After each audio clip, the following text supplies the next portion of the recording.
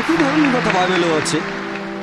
বাইবেলের old টেস্টামেন্টে book of ডিউটেরোনমি অধ্যায় নম্বর 6 অনুচ্ছেদ 4 নবী মুসা আলাইহিস সালাম বলছেন, شما إسرائيلو أدنى الحين وأدنى خد এটা হিব্রু ধৃতি, যার মানে শোনো হে ইসরায়েলবাসী, ঈশ্বর আমাদের প্রভু কেবলমাত্র একজন। একবার যীশু খ্রিস্ট সাল্লামকে প্রশ্ন করা হলো ঈশ্বরের আদেশগুলোর মধ্যে প্রথমটা কি। যীশু সেই উত্তরটাই দিলেন যেটা আগে বলেছিলেন নবী মুসা আলাইহিস সালাম। এটা আছে গসপেল অফ মার্কে অধ্যায় নম্বর 12 অনুচ্ছেদ 29। যীশু খ্রিস্ট তখন উত্তরে বললেন, شما إسرائيلو أدنى الحين وأدنى خد শোনো হে ইসরায়েলবাসী, ঈশ্বর আমাদের প্রভু কেবলমাত্র একজন। পবিত্র কোরআনে বলা হয়েছে সূরা নিসা অধ্যায় নম্বর 4 আয়াত নম্বর 48 যে আল্লাহ সুবহানাহু ওয়া তাআলা সর্বশক্তিমান ঈশ্বর, যে পাপকে কখনোই ক্ষমা করবেন না সেটা আল্লাহর সাথে অন্য কাউকে শরীক করা। অন্য যে কোনো পাপ তিনি চাইলে ক্ষমা করতে পারেন, তবে যদি কেউ আল্লাহ তাআলার সাথে অন্য কাউকে শরীক করে তাহলে সে খুব ভয়ঙ্কর পাপ করেছে। পবিত্র কোরআনে আরো বলা হয়েছে সূরা নিসা অধ্যায় নম্বর 4 আয়াত নম্বর 116 যে আল্লাহ সুবহানাহু ওয়া তাআলা কখনোই তার সাথে অন্য কাউকে শরীক করা পাপ ক্ষমা করবেন না। অন্য যে কোনো পাপ তিনি চাইলে ক্ষমা করতে পারেন, তবে যদি কেউ আল্লাহ সুবহানাহু ওয়া তাআলার সাথে অন্য কাউকে শরীক করে সে তাহলে ভীষণভাবে পথভ্রষ্ট হয়। তাহলে ইসলাম ধর্মে সবচেয়ে বড় পাপ সর্বশক্তিমান আল্লাহর সাথে অন্য কাউকে শরীক করা, আল্লাহ তাআলার পাশাপাশি অন্য কারো ইবাদত করা। আর একই রকম কথা আছে বাইবেলের মধ্যেও বুক অব এক্সোডাস অধ্যায় নম্বর 20 অনুচ্ছেদ 3 থেকে 5 বলা হয়েছে যে সর্বশক্তিমান ঈশ্বর বলছেন, তোমরা আমার পাশাপাশি অন্য কোনো দেবতার উপাসনা করবে না, তোমরা আমার কোনো প্রতিমূর্তি তৈরি করবে না যেটার সাথে কোনো রকম সাদৃশ্য আছে আকাশমণ্ডলীর উপরে, নিচের পৃথিবী বা তার নিচে পানিতে কোনো কিছু। তোমরা তাদের সামনে নতজানু হবে না, তাদের সেবা করবে না, কারণ আমি তোমাদের ঈশ্বর তোমাদের প্রভু খুব ঈর্ষাপরায়ণ। একই কথা আবারও আছে বুক অব ডিউটেরোনমি অধ্যায় নম্বর 5 অনুচ্ছেদ 7 থেকে 9। সর্বশক্তিমান ঈশ্বর বলছেন, তোমরা আমার পাশাপাশি অন্য কোনো দেবতার উপাসনা করবে না, তোমরা আমার কোনো রকম মূর্তি তৈরি করবে না যেটার সাথে কোনো রকম সাদৃশ্য আছে আকাশমণ্ডলীর উপরে, নিচের পৃথিবী বা তার নিচে পানিতে কোনো কিছুর। তোমরা তাদের সামনে নতজানু হবে না, তাদের সেবা করবে না, কারণ আমি তোমাদের ঈশ্বর তোমাদের প্রভু খুব ঈর্ষাপরায়ণ। পবিত্র কোরআনে পরিষ্কার বলা হয়েছে সূরা মাইদা অধ্যায় নম্বর 5 আয়াত নম্বর 72 لقد كفر الذين قالوا إن الله هو المسيح ابن مريم তারা ধর্মের অবমাননা করে, তারা কুফরি করে যারা এরকম বলে যে আল্লাহ হলেন যিশু মরিয়মের পুত্র সন্তান। কোরআন বলছে তারা ধর্মের অবমাননা করছে, তারা কুফরি করছে যারা এরকম বলে যে আল্লাহ হলেন যিশু খ্রিস্ট মরিয়মের পুত্র সন্তান। وقال المسيح অথচ মসিহ বলেছেন, يا بني إسرائيل হে বনি ইসরাইল, اعبدوا الله আল্লাহর ইবাদত করো, ربي وربكم তিনি আমারও তোমাদের প্রভু। إنه مشرك بالله যদি কেউ আল্লাহর সাথে অন্য কাউকে শরীক করে فقد حرم الله عليه الجنة আল্লাহ তার জন্য জান্নাত নিষিদ্ধ করবেন, وما به النار وما للظالمين من أنصار আর জাহান্নাম হবে তার আবাসস্থল এবং তাদের জন্য পরকালে কোনো সাহায্যকারী নেই। যিশু আলাইহিস সালাম বলেছেন, إنه مشرك بالله যদি কেউ আল্লাহর সাথে অন্য কাউকে শরীক করে فقد حرم الله عليه الجنة আল্লাহ তার জন্য অবশ্যই জান্নাত নিষিদ্ধ করবেন, وما به النار وما للظالمين من أنصار আর জাহান্নাম হবে তার আবাসস্থল এবং তাদের জন্য পরকালে কোনো সাহায্যকারী নেই। সবচেয়ে বড় পাপ ইসলাম ধর্মে, পাশাপাশি খ্রিস্টান ধর্মেও আল্লাহর সাথে অন্য কাউকে শরীক করা। তবে দুর্ভাগ্যের কথা, আমাদের আশেপাশে এরকম অনেক খ্রিস্টান ভাই বোন আছেন যারা বলেন যে যীশু খ্রিস্ট নাকি নিজেকে ঈশ্বর বলে দাবি করেছেন। সত্যি বলতে যদি বাইবেল পড়েন, গোটা বাইবেলে একেবারে পরিষ্কার করে বলা এমন একটা অনুচ্ছেদও পাবেন না যেখানে যীশু খ্রিস্ট সাল্লাম নিজেই বলেছেন যে আমি ঈশ্বর বা তোমরা আমার উপাসনা করো। আমি এই কথাটা আরেকবার বলছি, যদি আপনারা বাইবেল পড়েন, গোটা বাইবেলে একেবারে পরিষ্কার করে বলা এরকম একটা অনুচ্ছেদ খুঁজে পাবেন না পুরো বাইবেলের মধ্যে যেখানে যীশু খ্রিস্ট তিনি শান্তিতে থাকুন নিজের মুখে বলেছেন যে আমি ঈশ্বর বা তোমরা আমার উপাসনা করো। সত্যি বলতে যদি বাইবেল পড়েন, যীশু খ্রিস্ট তার নিজের মুখে বলেছেন। বাইবেলের গসপেল অফ জন অধ্যায় নম্বর 14 অনুচ্ছেদ 28 যীশু খ্রিস্ট সাল্লাম বলেছেন, আমার পিতা আমার চেয়ে মহান। গসপেল অফ জন অধ্যায় 10 অনুচ্ছেদ 29 আমার পিতা সবার চেয়ে মহান। গসপেল অফ ম্যাথিউ অধ্যায় 12 অনুচ্ছেদ 28 আমি শয়তানকে তাড়িয়ে দেই ঈশ্বরের আত্মার সাহায্যে। গসপেল অফ লুক অধ্যায় 11 অনুচ্ছেদ 20। আমি ঈশ্বরের আঙ্গুলের সাহায্যে শয়তানকে তাড়িয়ে দিই। গসপেল অফ জন অধ্যায় 5 অনুচ্ছেদ 30। আমি আমার নিজের থেকে কিছুই করতে পারি না, যেরকম শুনি সেভাবে বিচার করি এবং আমার বিচার সঠিক, কারণ আমি নিজের ইচ্ছা পূরণ করি না, পিতার ইচ্ছা পূরণ করি। যদি কেউ বলে আমি নিজের ইচ্ছা পূরণ করি না, আল্লাহর ইচ্ছা পূরণ করি, সে একজন মুসলিম। যীশু খ্রিস্ট তার নিজের মুখে বলেছেন, আমি আমার নিজের থেকে কিছুই করতে পারি না, যেরকম শুনি সেভাবেই বিচার করি এবং আমার বিচার সঠিক, কারণ আমি নিজের ইচ্ছা পূরণ করি না, আল্লাহর ইচ্ছা পূরণ করি। যদি কেউ বলে যে আমি সর্বশক্তিমান আল্লাহর কাছে নিজের ইচ্ছাকে সমর্পণ করলাম, তাহলে আরবিতে আমরা তাকে বলে থাকি একজন মুসলিম। মুসলিম মানে সর্বশক্তিমান আল্লাহর কাছে আত্মসমর্পণ করা। এ ব্যাপারে আমি শুরুতেই বলেছি। তাহলে যিশু আলাইহিস সালাম ছিলেন একজন মুসলিম। বাইবেলে আছে বুক অফ অ্যাক্টস অধ্যায় নম্বর 2 অনুচ্ছেদ 22।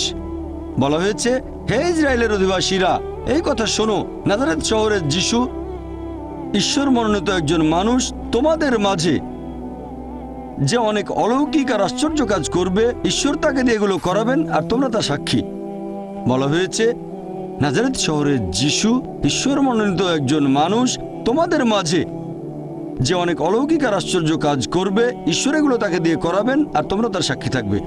যীশু খ্রিস্ট কখনোই নিজেকে ঈশ্বর বলে দাবি করেননি। তিনি ছিলেন আল্লাহ সুবহানাহু ওয়া তাআলার অন্যতম প্রধান একজন নবী এবং রাসূল। পবিত্র কোরআনে বলা হয়েছে, সূরা ইসরা অধ্যায় নম্বর 17 আয়াত নম্বর 110, কুলিদুল্লাহ আবিদুর রহমান আয়ামা তাদু ফালাল আসমাউল হুসনা। তোমরা তাকে আল্লাহ নামে ডাকো অথবা রহমান নামে, তোমরা তাকে যে নামেই ডাকো না কেন, সকল সুন্দর নাম সেগুলো তো তারই। আপনারা আল্লাহ তাআলাকে ডাকতে পারেন যে কোনো নামে, তবে সেটা হবে একটা সুন্দর নাম, যে নামটা দিয়েছেন আল্লাহ অথবা তার রাসূল। মনের মধ্যে কোনো ছবি ভেসে উঠবে না। সব মিলিয়ে আল্লাহ সুবহানাহু ওয়া তাআলার 99টা সুন্দর নাম রয়েছে।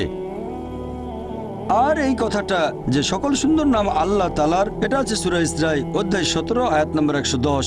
এছাড়াও রয়েছে সূরা তাহা অধ্যায় নম্বর 20 আয়াত নম্বর 8 এবং সূরা আরাফ অধ্যায় নম্বর 7 আয়াত নম্বর 180। এছাড়াও রয়েছে সূরা হাশর অধ্যায় নম্বর 59 আয়াত নম্বর 24, যে সকল সুন্দর নাম সমূহ আল্লাহ সুবহানাহু ওয়া তাআলার। আর পবিত্র কোরআন পড়লে দেখবেন সেখানে সব মিলিয়ে আল্লাহ সুবহানাহু ওয়া তাআলার 99টা সুন্দর নাম রয়েছে। যেমন ধরেন আর রহমান, আর রহিম, আল হাকিম, পরম দয়ালু, পরম করুণাময়, পরম জ্ঞানী, সব মিলিয়ে 99টা নাম। আর সবার উপরে সেটা হচ্ছে আল্লাহ। আমরা মুসলিমরা কেন আল্লাহ তাআলাকে ডাকার সময় আরবি শব্দ আল্লাহ বলে ডাকি, ইংরেজি শব্দ গড ব্যবহার করি না? আমরা এভাবে বলি তার কারণ ইংরেজি শব্দ গড এটাকে অনেকভাবে বিকৃত করা যায়। যেমন ধরেন, যদি গডের পরে এস অক্ষরটা বসান সেটা হবে গডস, তার মানে গডের বহুবচন। আল্লাহ শব্দের কোনো বহুবচন নেই। কুল হুয়াল্লাহু আহাদ, বলো তিনি আল্লাহ এক অদ্বিতীয়। যদি গডের পরে ইএসএস বসান তাহলে হবে গডেস, তার মানে মহিলা গড। পুরুষ আল্লাহ বা মহিলা আল্লাহ বলে কিছু নেই ইসলামে। আল্লাহ সুবহানাহু ওয়া তাআলার কোনো লিঙ্গ নেই।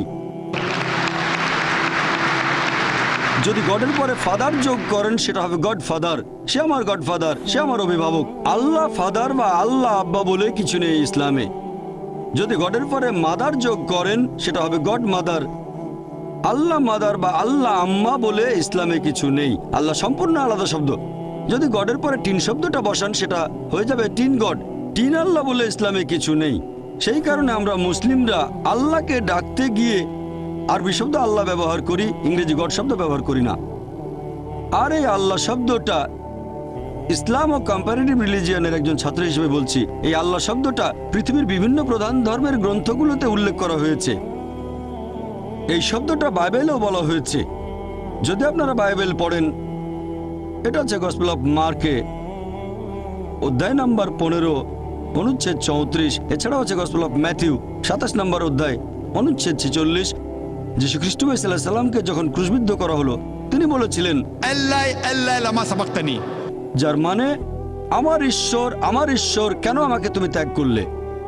প্রত্যেকটা বাইবেলে যে ভাষার অনুবাদই দেখেন না কেন, যে কোনো ভাষা হোক, সেটা ইংরেজি Bible, Hindi Bible, Bangla Bible, French Bible, German Bible, যে ভাষার বাইবেলই দেখেন, এই কথাটা আল্লাহ আল্লাহ লামা সাবাক্তানি, এই কথাটা সব জায়গায় মূল ভাষাতেই আছে।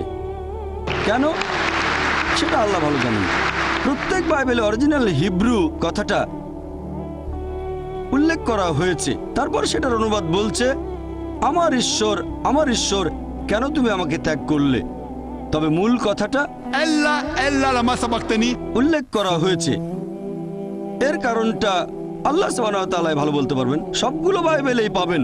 আপনি বাইবেলের যে ভার্সনটাই দেখেন, king James version, RSB version, new American standard version, new world translation, যে কোনো ভার্সন এরকম প্রায় শখানেক আছে। যে কোনো ভাষার বাইবেলে এই কথাটা ألا ألا لما سبقتني উল্লেখ করা হয়েছে। আর অনুবাদ যদি সেটা বাংলা বাইবেল হয়, আমার ঈশ্বর কেন তুমি আমাকে ত্যাগ করলে। এখন যদি আপনারা ভালো করে দেখেন, মানুষজন বলে যে এই কথাটা ألا ألا لما سبقتني এরকম শোনায় না যে আমার ঈশ্বর কেন আমাকে তুমি ত্যাগ করলে। এই কথাটা কি এরকম শোনায়, যেহোভা কেন তুমি আমাকে ত্যাগ করলে? এখানে উত্তর হবে না।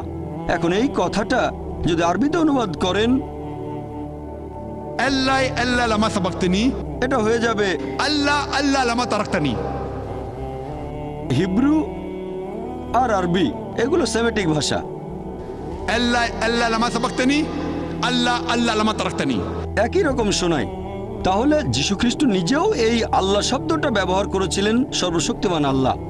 আর এই আল্লাহ শব্দটা কম্পারেটিভ রিলিজিয়নের ছাত্র হিসেবে বলছি, এই শব্দটা পৃথিবীর প্রধান ধর্মগ্রন্থগুলোতে আছে।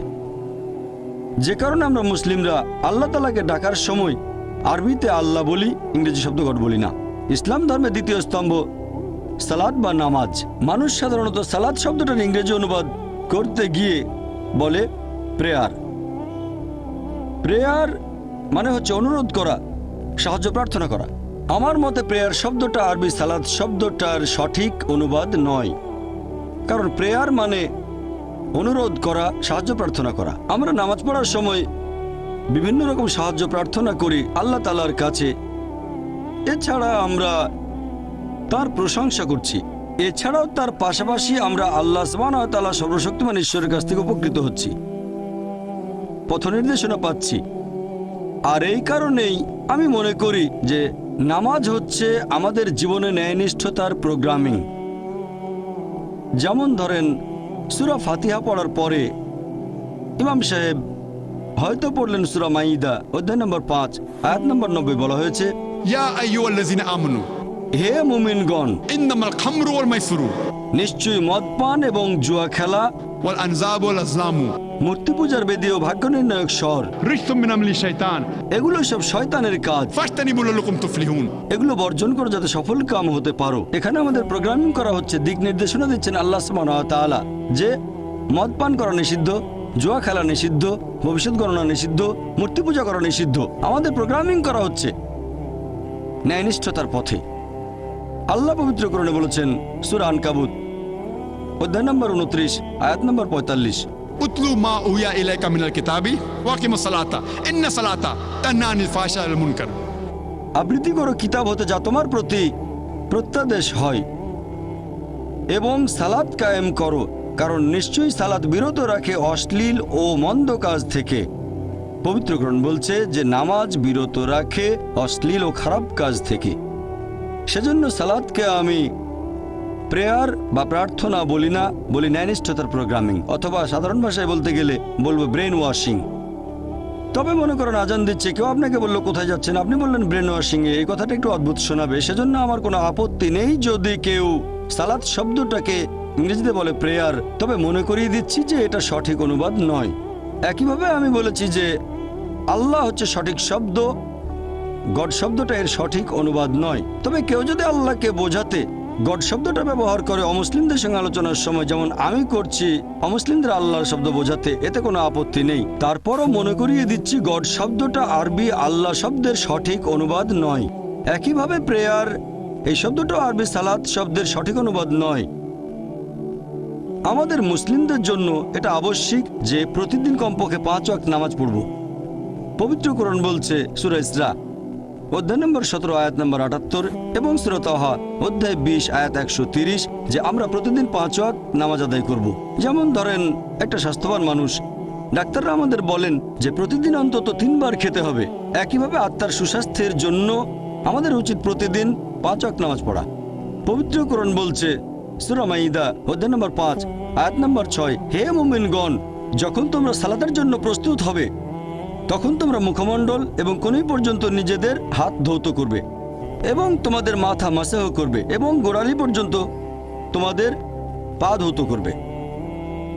তাহলে অজু করাটা নামাজ আদায় করার আগে একটা আবশ্যিক কাজ। অজু করা ফরজ। খ্রিস্টানদের বাইবেলেও একই কথা বলা হয়েছে। বাইবেল পড়লে দেখবেন ওল্ড টেস্টামেন্টে বুক অফ এক্সোডাস অধ্যায় নম্বর 40 অনুচ্ছেদ 31 ও 32 যে মুসা এবং হারুন এবং তাদের সন্তানেরা তারা তাদের হাত এবং পা ধৌত করল যখন তারা মন্দিরে গেল এবং যখন ঈশ্বরের বেদির কাছে আসলো তারা ধৌত করল যেভাবে নির্দেশ দিয়েছেন সর্বশক্তিমান ঈশ্বর।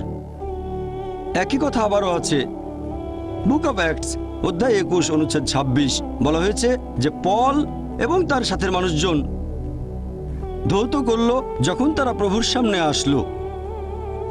আগের অনুচ্ছেদে বলা হয়েছিল বুক অফ এক্সোডাস অধ্যায় 40 অনুচ্ছেদ 31 আর অনুচ্ছেদ 32 যে মুসা এবং হারুন এবং তাদের সন্তানেরা প্রভুর সামনে যাওয়ার আগে নিজেদের ধৌত করল। তাহলে অজু করা এটা ইসলাম ধর্মে আবশ্যিক।